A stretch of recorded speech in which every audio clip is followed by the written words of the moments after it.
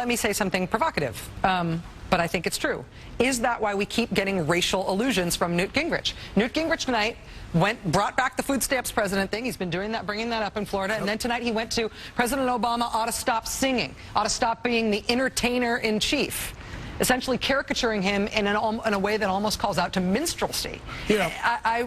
I mean, Reverend Al? I think you're right, which is why I brought Herman Cain back in the conversation, because he had no problem with Mr. Cain. But I think that he is clearly going after what he considers a Southern mentality with racial illusions, and always wrapped around when he refers to the president. When he talks about this food stamp stuff, these are Newt Gingrich is many things. Stupid is not one of them. He knows exactly what he's saying. He knows exactly who he's playing to. And when you look at that map, he knows, as you deal with that northern border of Florida, which is southern Alabama, and all of those states where they're headed, he knows what card he's playing. And he also knows this: even if he can't run, Steve, a campaign that is sharp enough to take the nomination, the worst thing that could happen to Mitt Romney is he become the leader of that conservative bloc that Mitt Romney's got to deal with in Tampa at that convention. I think that I agree with Chris. The only guy would be happy with that would be Ron Paul. Because can you imagine if he walks in that convention as the leader of the conservative wing of the Republican Party, what those negotiations are going to look like? Because Newt Gingrich is not the kind of guy you want to negotiate with. There's two numbers that Gingrich is looking at tonight. 4 in 10 people that were surveyed don't think he's conservative enough. Mitt Romney's not conservative enough. 4 in 10 people surveyed want somebody else. I was listening to Newt tonight. I'm thinking, is this guy thinking about a possible independent run? Yeah. I mean, he's ripping on the Republicans. He's ripping on the establishment. He's talking as if he's further to the right than where the Republicans are right now, coding messaging constantly in his speech, piece by piece. Romney's not your guy. I'm your guy. I'm staying in this thing. I've got the base of the South. And I just think that he's looking at those two big numbers tonight to keep him going. And that's what he's going to be selling hard to the people that are going to possibly write him a check.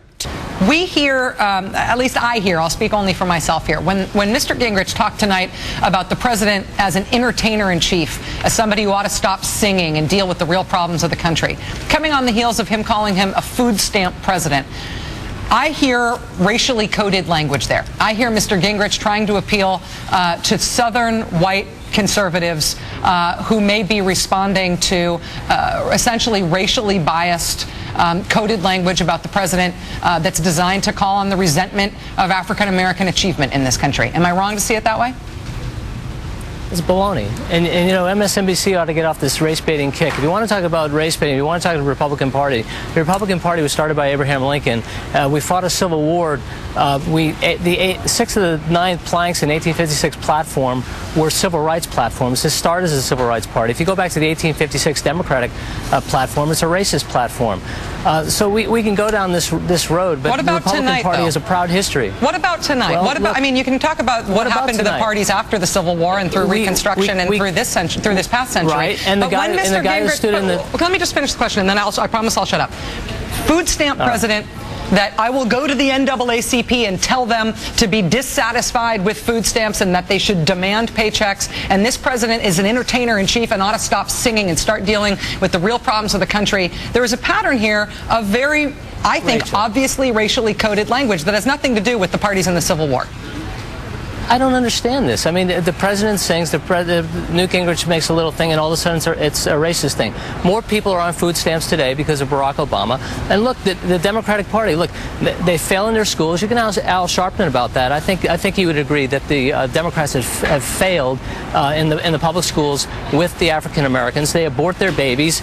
They've done nothing to lift them out of poverty. And you know what? I mean, I hear all the time that the Democrats have these great intentions, but their policies fail. Maybe we have good intentions too, but our policies haven't been tried. How about we just accept that we both have the right intentions for everybody to rise out of poverty, and you talked about that before, and that maybe we should try our policies that put people back to work and not give them a handout, tell them to live in public housing, shut up, collect a check, and vote for Democrat. Yeah, I don't accept that. I don't buy this race baiting. That is not what Newt Gingrich said. Newt Gingrich is who brought race up in this campaign.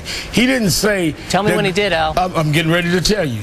He said, and I'm quoting him, that he would go to the NAACP and tell black people to stop being satisfied with food stamps. He didn't say people on food stamps. He says black people don't be satisfied with food stamps, that they should demand jobs. He said that black people have in communities that youngsters don't have role models. This is not what he said when he went on the tour with Me for Education, a tour that President Obama asked him to go on. So he's brought race in the campaign by name. You cannot then turn around and act like Rachel or I bringing up race. Wait a minute, I'm going to let you finish, but I'm going to finish this part.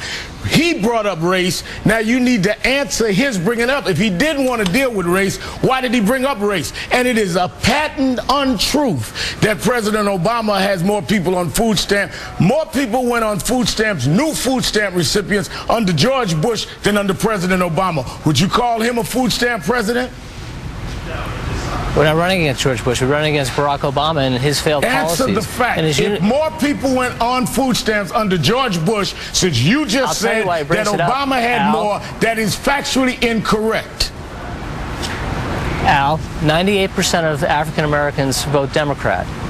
Okay? And what have they gotten for it? They've gotten poor schools, poor neighborhoods, crime-ridden neighborhoods, a destruction of the family, and the Democrats want to abort their babies. So, that's their position. I'm not going to defend that. That's not the Republican conviction. That's the Democrat position. Black people have voted Democrat because the Civil Rights Act, Voting Rights Act, and many of their members of Congress, which more Republicans as a percentage voted for than Democrats. That we vote our interests. When the Republicans were the Abe Lincoln Party and was the party in Little Rock, we voted Republican. Like anybody else in America, sir, we vote our interests. Listen, Republican or not. Why would we vote for people that call our parents criminals, that says that you can't even admit you're wrong on the facts on food stamps? We're not sadists or masochists.